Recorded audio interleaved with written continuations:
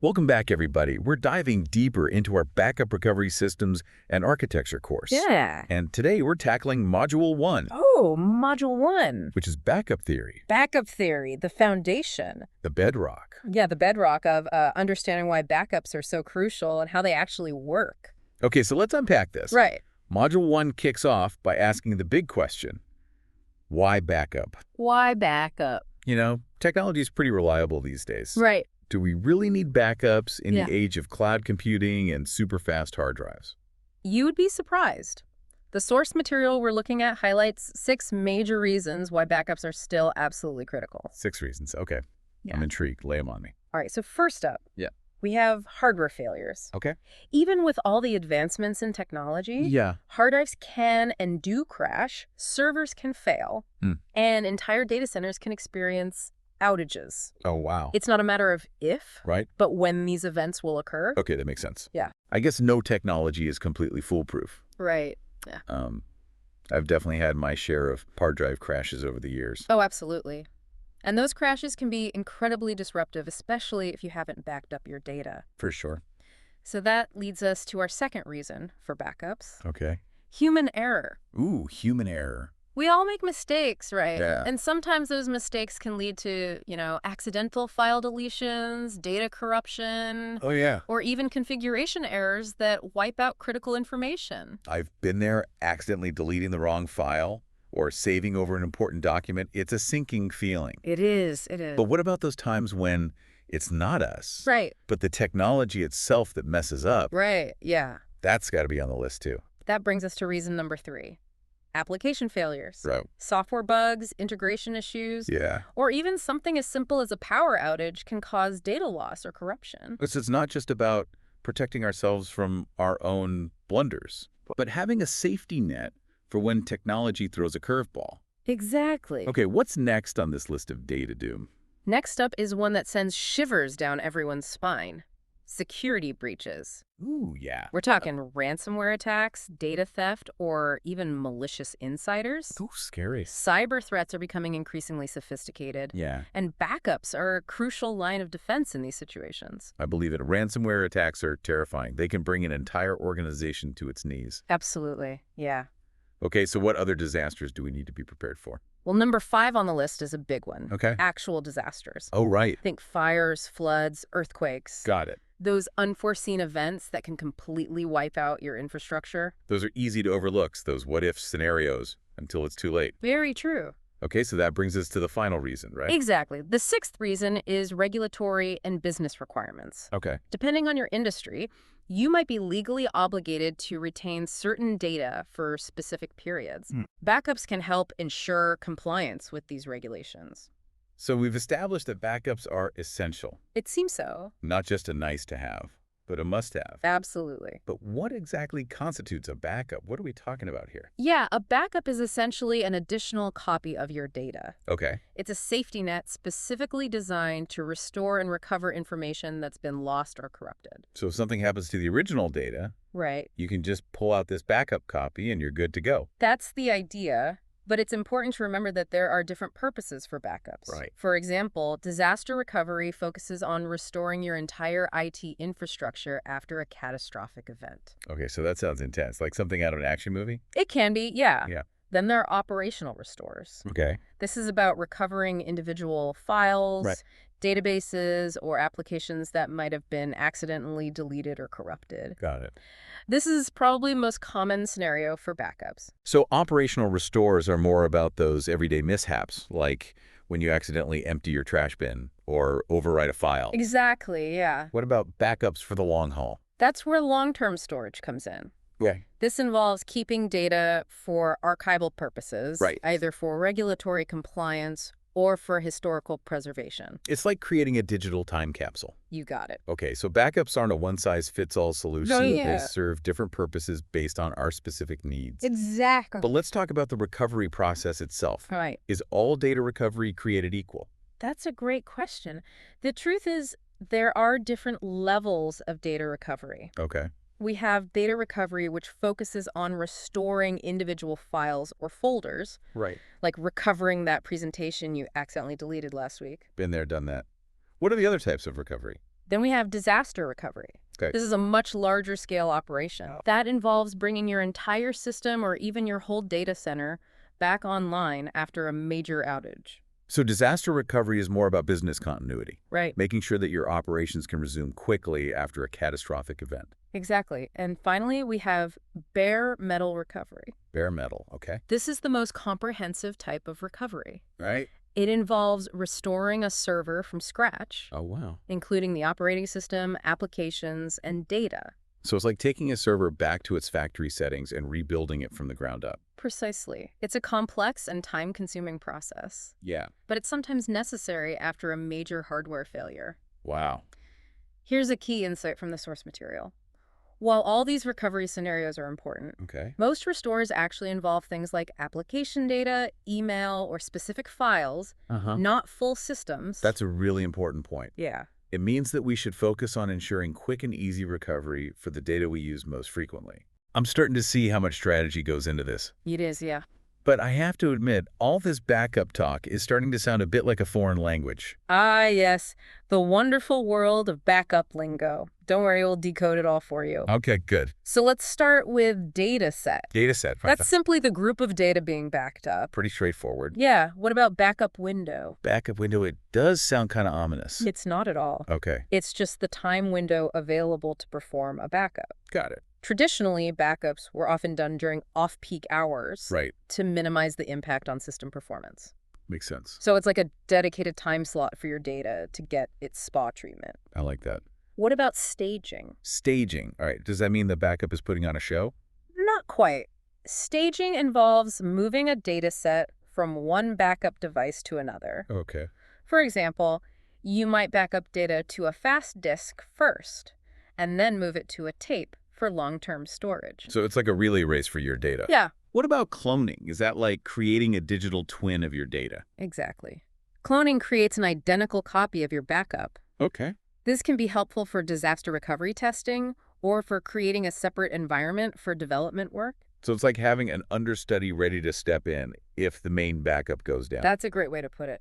What about retention period and expiration date? Oh, yeah. I'm guessing those have to do with how long you keep backups around. You got it. Okay. Retention period refers to how long you keep a particular backup version. Okay, got it. It's kind of like a best before date for your backups. And the expiration date is when the backup is officially too old and can be safely deleted. Exactly.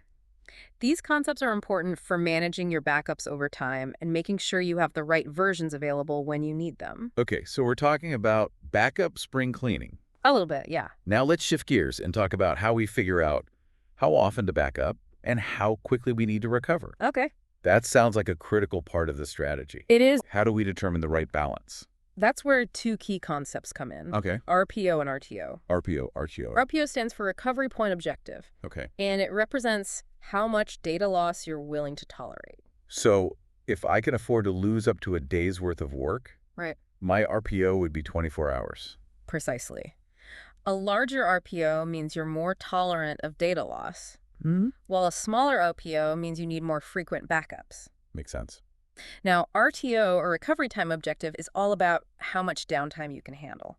Got it. So if your website goes down, Yeah. your RTO would be how long you can afford to be offline before it starts seriously impacting your business. That's exactly right. Yeah, So a shorter RTO means you need a faster recovery solution, you got it. which might involve more advanced technologies like replication or even a dedicated disaster recovery site. Exactly. This is starting to feel very strategic. It's not just about blindly backing up everything. Right. It's about understanding the business impact Mm-hmm. and tailoring your approach accordingly. Absolutely. So how do different types of backups fit into this whole RPO and RTO puzzle? That's a great segue to our next topic.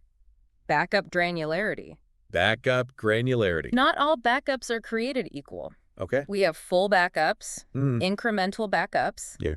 cumulative backups, Got it. and even synthetic full backups. Whoa, that's a lot of backup flavors. There are, yeah. Can you break them down for us? Absolutely. A full backup, as the name implies, backs up everything. Okay. Every single file and folder on your system. Got it. It's comprehensive, but can be time-consuming. Especially if you have a lot of data. especially if you have a lot of data. What about incremental backups? How do they differ from full backups? Okay. Incremental backups only capture the data that has changed since the last backup, Well, whether it was a full backup or another incremental backup. so it's like saving only the edits to a document rather than saving the entire document every time. That's a perfect analogy. I like it. It makes incremental backups much faster and more efficient. Got it. But restoring from incremental backups can be a bit more involved Okay. because you need the last full backup plus all subsequent incrementals Oh, to get back to a specific point in time. sounds a bit like a puzzle. It can be, yeah. What about cumulative backups? Where do they fit in? Cumulative backups are a hybrid. Okay. They back up all the data that has changed since the last full backup. Right. So each cumulative backup includes all the changes from the previous ones. So they're like incremental backups, but keep building upon each other. Exactly. Cumulative backups take longer to create than incremental backups, Mm-hmm. but they're easier to restore from Okay. because you only need the last full backup and the last cumulative backup. Interesting trade-offs. Yeah, Seeing how each backup type has its own strengths and weaknesses. absolutely. What about that last one you mentioned? Synthetic full backups. Synthetic full backups are a bit more advanced. Okay. They're created by combining the last full backup with all the subsequent incremental backups. It's like creating a full backup without actually performing a full backup every time. So it's a clever way to get the benefits of a full backup without the time and resource overhead. Exactly. This can be incredibly useful if you have limited backup windows or if you want to minimize the impact on your production systems. This is all making me realize just how much goes on behind the scenes of a backup operation. It is, yeah. It sounds like a well-choreographed dance with multiple players involved. You're right. It's helpful to think of it as a team effort. Okay. In a typical client-server backup architecture, we have backup clients, backup servers, and storage nodes, Right. all working in concert to protect your data. Okay, let's break down these roles. All right. Who are the backup clients? Yeah, the backup clients are the workhorses of the operation. Right. They gather the data that needs to be backed up, your Mhm. servers, desktops, laptops, Yeah. anything containing valuable information. Got it. They also send that data to the storage node and retrieve it during a restore. So they're like the data movers. Exactly. What about the storage node? Is that where the backups actually live? That's right. The storage node is responsible for writing the data to the backup device. Okay. Think of it as the librarian, organizing the data, labeling it, and putting it in the right place. And I'm guessing the backup server is the one calling the shots. Absolutely. The backup server is the brain of the operation. Okay. It manages the entire backup process. Right. It schedules backups. Oh, got it. Maintains the backup catalog, and ensures all components are working together seamlessly. Okay, I'm getting a much clearer picture of this backup team. But where does the actual backup data end up? Right. I'm assuming there are different options. You're right. We have a variety of backup media to choose from, each with its own pros and cons. Okay. Traditionally, tape was the go-to solution. Oh, yeah, the tapes. But these days, disk backups are becoming increasingly popular. I remember those giant tape libraries, like Yeah. something out of a science fiction movie. They were pretty impressive. Yeah, why the shift to disk? Well, disk backups are much faster than tape, Okay, which means quicker backups and restores. got it. They also offer random access to data, Mhm. which makes restoring individual files or folders a breeze. So it's all about speed and flexibility. Exactly. What about tape? Yeah. Does it still have a place in the backup world? Tape is still viable for long-term storage or archival purposes. Okay. It's cost-effective in the long run Mm-hmm. and incredibly durable, Yeah, making it ideal for storing data offsite for disaster recovery. it's like choosing the right tool for the job. Right. Disk for speed and accessibility. Yeah, Tape for long-term preservation. exactly. You also mentioned purpose-built disk earlier. Yeah. What's that all about? Purpose-built disk, also known as deduplication systems, Deduplication systems. are designed specifically for backups, Okay. and they use deduplication technology to minimize storage space. Duplication, that sounds intriguing. How does it work? Deduplication eliminates redundant data blocks. Okay, So you're only storing unique data. got it. This can dramatically reduce your storage needs and make your backups more efficient. It sounds like we're moving towards smarter, more efficient backup solutions. We are, yeah. Now let's get down to the nitty-gritty. Okay. How does a backup actually happen? Right. What steps are involved? It's a fascinating process involving communication between all the components we just discussed. Okay. It all starts with the backup server, All right. which kicks off a scheduled backup. Right. It checks the backup catalog to see what needs to be backed up. Mm-hmm. and instructs the storage node to prepare the backup media. So the backup server is like the conductor of this data orchestra. Exactly. Yeah. Then the backup server instructs the backup clients to send their metadata, Metadata. which is essentially information about the data, Okay. to the backup server, and then the clients send their actual data to the storage node, Got it. which writes it to the backup device. That's a lot of back and forth communication. It is, but it all happens very quickly. Yeah. What happens once the backup is complete? Okay. Yeah. Well, the storage node signals to the backup server that the data is safely written, Mm-hmm. and the backup server updates its catalog, Got it. recording the status of the backup. Okay. And just like that, you've got a backup. Amazing how it all comes together. It is. But now let's talk about the other side of the coin. Right. Restore. Right. What happens when we need to get our data back? Restoring data is like reversing the backup process. Okay. It starts with the backup client, Mm-hmm. the system needing the data restored. Right. The client initiates the restore process, Okay. and the backup server scans its catalog to determine where the data is located. So it's like the backup server is searching its library for the right book. That's a perfect analogy. I like it. Once the backup server locates the data, Yeah. it instructs the storage node to load the appropriate backup media. Got it. Then, the storage node reads the data and sends it back to the backup client, That's right. where it's restored to its original location. Mm. It's like a well-rehearsed ballet. It is, yeah. But with all these different backup types, Right. components, and processes, Yeah. I imagine there must be multiple ways to approach a backup strategy. There are. Yes. Where do we even begin? You're right. There are multiple backup strategies, Yeah. each with its advantages and trade-offs. Right. One approach is copying data directly from primary storage to backup media. Okay, that seems pretty straightforward. Yeah. But are there any drawbacks? The main downside is that it can impact the performance of your production servers Oh, okay. because you're using their resources for the backup process. Right, makes sense. Another option is to mirror Okay, or take a snapshot of your production volumes right. and then back up the mirror or snapshot. So you're essentially creating a copy of the data Right.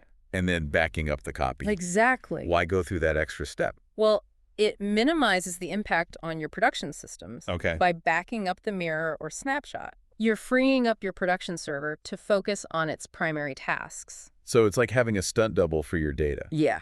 So the main actor can keep working without interruption. What other strategies do we have in our arsenal? Remote backup is another popular strategy, Oh, especially if you need to meet offsite storage requirements for disaster recovery. right. This involves backing up data directly to a backup device located at a remote site. So keeping a copy of your data in a different location just in case something happens to your primary site. Exactly. Sounds like a good insurance policy. It is. Okay, what else? So it sounds like there's no one-size-fits-all answer. There isn't, no. But I'm curious about those cloning and staging superpowers you mentioned earlier. Oh, yeah. How do they fit into these strategies? Cloning and staging are techniques that can help optimize backups for speed and location flexibility. Okay. Cloning, as we discussed earlier, Yeah. creates a duplicate of your backup. Right, like having an understudy ready to step in. Exactly. This can improve backup and restore performance Okay, because you can restore from the clone instead of the original backup. got it.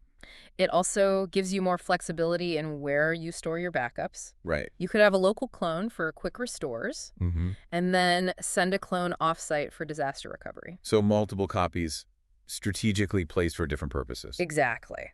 What about staging? How does that work? Staging involves moving a backup from one device to another. Okay. For example, you might initially back up data to disk for speed Mhm. and then stage it to tape for long-term storage. So it's like moving your data from short-term to long-term storage. Precisely. This can help optimize storage costs Okay. and ensure your data is protected for both operational restores and disaster recovery. Cloning and staging definitely sound like valuable tools in our backup toolkit. But I'm wondering, are there other ways to protect data besides traditional backups? That's a great question. You're thinking like a true data protection pro. Oh, stop it. There are indeed other methods like replication and archiving. Okay, so replication. Replication focuses on creating copies of your data in real time, Real time, okay. either locally or remotely. So Yeah. it's like having a live mirror of your data. Got it. Local replication creates a replica within the same storage array. Okay. This can be used for point-in-time backups Right. or high availability if one of your storage devices fails. Makes sense. Remote replication creates a replica at a remote site, which is essential for disaster recovery. So replication ensures that your data is always available even if something happens to your primary systems. Yes. What about archiving? How is that different from backup? Archiving focuses on long-term data retention for data that's no longer actively used, Okay. but still needs to be kept for compliance or historical purposes. Got it. Think old financial records, medical images, or email archives. So it's like putting data in a digital museum. You could say that. Yeah. While archiving isn't a replacement for backup, Okay. it can complement your backup strategy by reducing the amount of data that needs frequent backups. Right. It helps declutter our backups and prioritize the data we're actively using. Exactly. And there are different types of archives. Right. Online, nearline, and offline. Okay. Online archives are directly connected to your systems Right. and readily accessible. Got it. Nearline archives are also connected. Right. But the data is stored on media that needs to be loaded or mounted before access. Mm-hmm. Offline archives aren't directly connected and require manual intervention.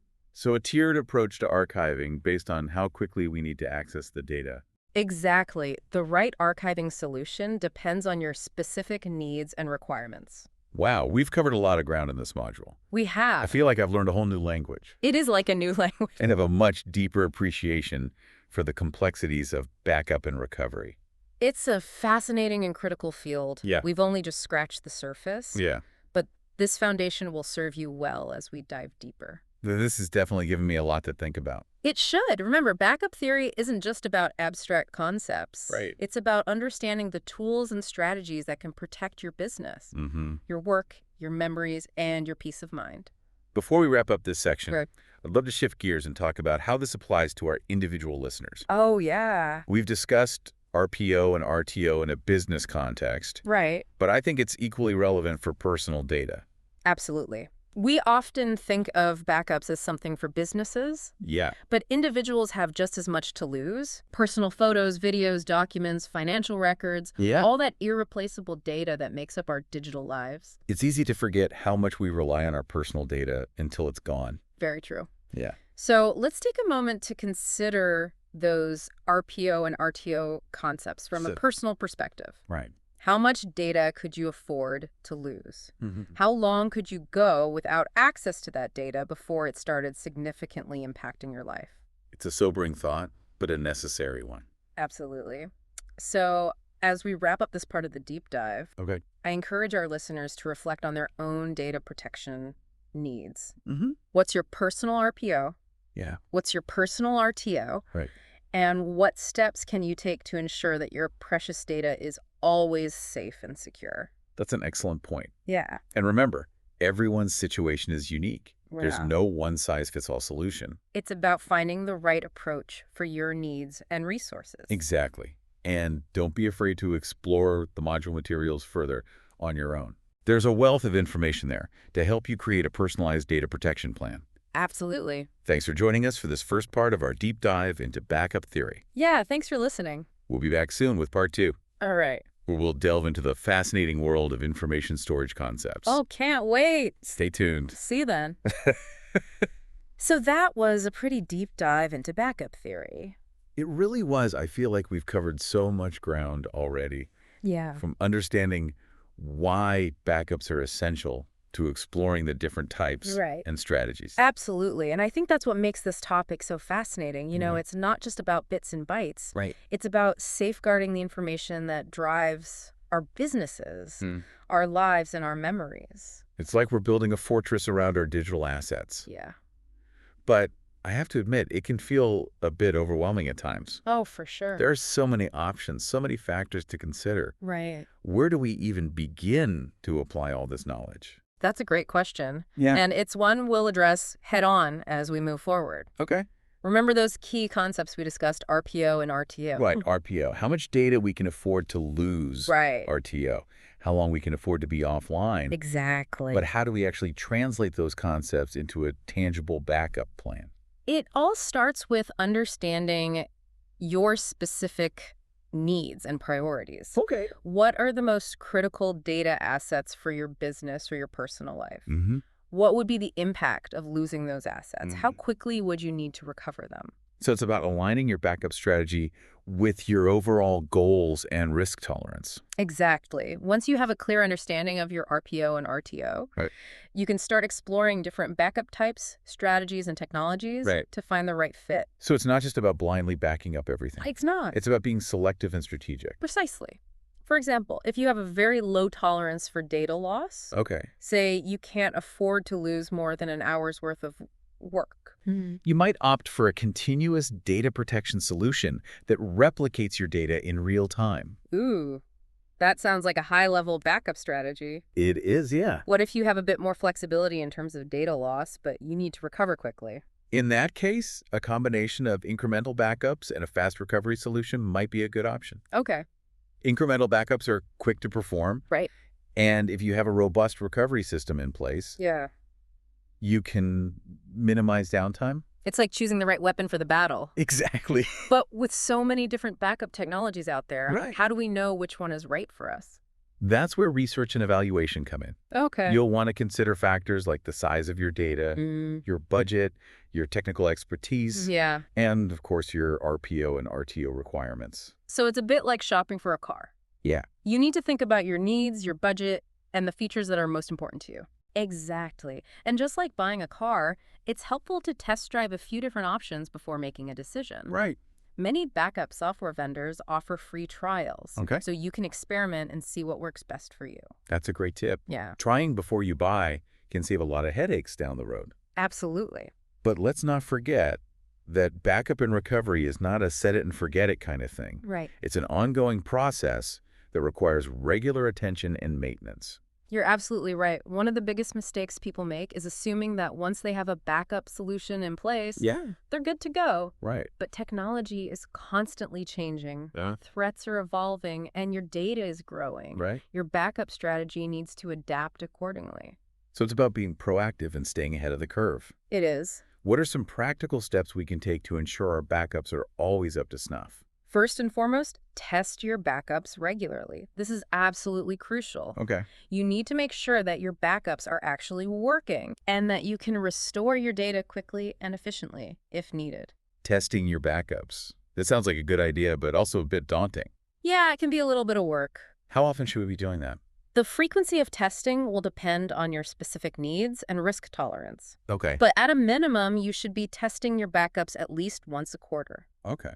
And for critical data, you might want to test more frequently, even weekly or monthly. Got it. Testing is on the to-do list. Right. What else should we be doing to keep our backups healthy? Review and update your backup strategy regularly to make sure it still aligns with your business goals, Right. your data growth, and the evolving threat landscape. Mm-hmm.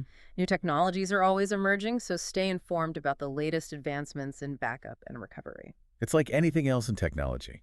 Yeah, Continuous learning is key. absolutely. What about those sneaky cyber threats we talked about earlier? Right. How can we make sure our backups are protected from ransomware and other malicious attacks? That's a critical question. Yeah. Ransomware in particular has become a major threat to backups. Oh, I bet. Attackers know that if they can encrypt or delete your backups, Right. you're more likely to pay the ransom. Oh, that's scary.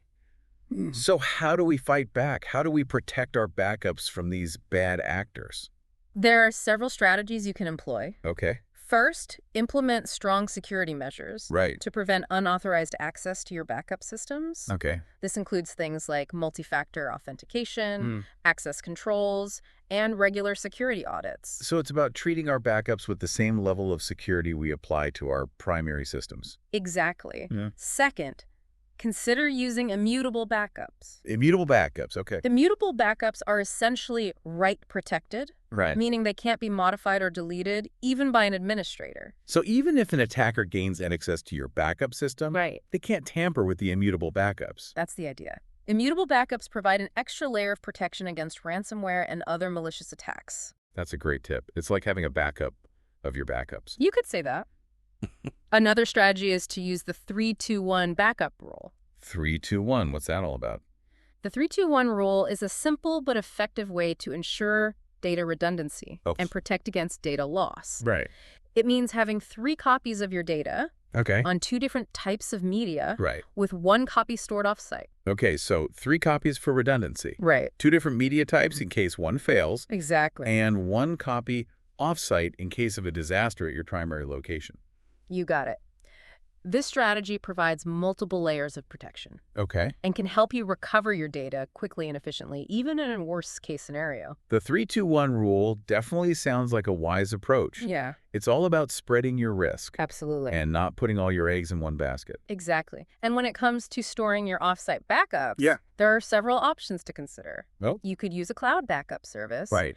rent space in a colocation facility, or even maintain a secondary backup site at a different geographic location. So it's about finding the right balance of cost, convenience, and security for your specific needs. Exactly. There's no one-size-fits-all solution, Right. but the key is to have a plan and to make sure your off-site backups are readily accessible in case you need them. Okay, so we've talked about testing our backups, Right. reviewing our strategy regularly, Yeah, implementing security measures, absolutely. using immutable backups, and following the 3-2-1 rule. Those are all great steps. Anything else we need to keep in mind as we navigate this backup journey? One final thought I want to leave you with is documentation. Documentation. That doesn't sound very glamorous. I know it's not the most exciting part of the process, Yeah. but trust me, it's essential. Okay. Clear documentation will help you and your team understand how your backups work, Right. troubleshoot any issues that arise, Mm-hmm. and recover your data quickly and efficiently if needed. So it's like creating an instruction manual for your backup system. Exactly. And don't just create the documentation and forget about it. Right. Review and update it regularly as your systems and needs change. Good point. It's all about keeping everything organized and up to date. Exactly. And with good documentation in place, Yeah. you can rest assured that you're well prepared to handle any dig recovery challenges that come your way. This has been an incredibly insightful deep dive Mm-hmm. into the practical aspects of backup theory. Absolutely. We've covered so much ground, Yeah. from testing and security to immutable backups and the 3-2-1 rule. It's all about empowering you to make informed decisions. Yeah. And create a robust backup strategy that meets your specific needs. We've talked a lot about the technical and strategic aspects of backups, Right. but I'd love to touch on the human element as well. Oh, yeah. Backups are ultimately about protecting the information that matters most to us, That's right. whether it's business-critical data or precious personal memories. That's such an important point. It's Yeah. easy to get caught up in the technical details, but we should never lose sight of the human impact of data loss. Imagine losing all your family photos, Yeah, your financial records, or your creative work. it doesn't bear thinking about. It doesn't, and that's why backups are so important. Right. They provide a safety net, a sense of security, and peace of mind knowing that our valuable data is protected. It's about taking control of our digital lives Absolutely. and ensuring that our memories, our work, and our legacies are preserved. Exactly. And it's a responsibility we should all take seriously. I couldn't agree more. So, as we wrap up this part of our deep dive, Yeah. I want to encourage our listeners to think about the value of their data, both professionally and personally. Absolutely. What steps can you take today to protect the information that matters most to you? That's a great call to action. And remember, we're here to guide you on this journey. Yeah. Don't hesitate to reach out with any questions or challenges you might encounter along the way. We're in this together. Thanks for joining us for this second part of our deep dive into backup theory. Yeah, thanks for listening. We'll be back soon with part 3, All right. where we'll explore the fascinating world of information storage concepts. I can't wait. Until then, stay safe and keep those backups running. Absolutely. So we've spent this episode exploring the ins and outs of backup theory, We have. from the fundamental reasons why backups are crucial Yeah. to the various strategies and technologies available. Right. And it's clear that backup and recovery is not just a technical task, It's not. but a critical component of any data protection strategy. Absolutely. And I think what's become evident throughout our deep dive is that backup theory. Yeah. It's about so much more than just the technical details. Yeah. It's about understanding the value of our data, both professionally and personally, and taking proactive steps to safeguard it. Yeah, it's about having a plan, being prepared, Absolutely. and taking control of our digital destinies. Exactly. It's about knowing that even if the unexpected happens, Right. whether it's a hardware failure, Okay. a natural disaster, or a malicious attack, we have a safety net in place. Right. We can recover our data and keep moving forward. That sense of security and peace of mind is invaluable. It is. But one of the biggest takeaways for me from this module Yeah, is that there's no one-size-fits-all approach to backup and recovery. you're absolutely right. It's a journey of exploration and discovery. Yeah. And it starts with asking yourself those fundamental questions. Okay. What's your RPO? Mhm. What's your RTO? Right. One of the most critical data assets you need to protect. Those questions are the foundation of any sound backup strategy. Precisely. Once you have clarity on those key elements, Yeah. you can start exploring the vast landscape of backup solutions and strategies Right. to find the perfect fit for your organization or your personal data. And remember, it's an ongoing process. Technology is constantly evolving. Threats are becoming more sophisticated, Yeah, and our data is growing exponentially. that's right. We need to stay informed, Yeah. stay vigilant, and adapt our backup strategies accordingly. Absolutely. Complacency is the enemy of data protection. Right. We need to make backup and recovery an integral part of our digital hygiene, Yeah. just like brushing our teeth or updating our software. So let's make a pact right here, right now. Okay. We're going to prioritize our data protection, Yeah, test our backups regularly, absolutely. review our strategies, Right. and stay ahead of the curve. I'm in. And I challenge our listeners to join us on this mission. Yeah. Together, we can create a world where data loss is a rarity, Okay? not a regularity. That's a world I want to live in. Me too. And remember, we're here to support you every step of the way. Absolutely. Don't hesitate to reach out Yeah. with any questions or challenges you might encounter. We're in this together. Thanks for joining us on this deep dive into backup theory. It's been great. It's been an incredible journey, and we're excited to continue exploring the fascinating world of data protection with you. Until next time, stay curious, stay protected, and keep those backups running. Absolutely. See you next time.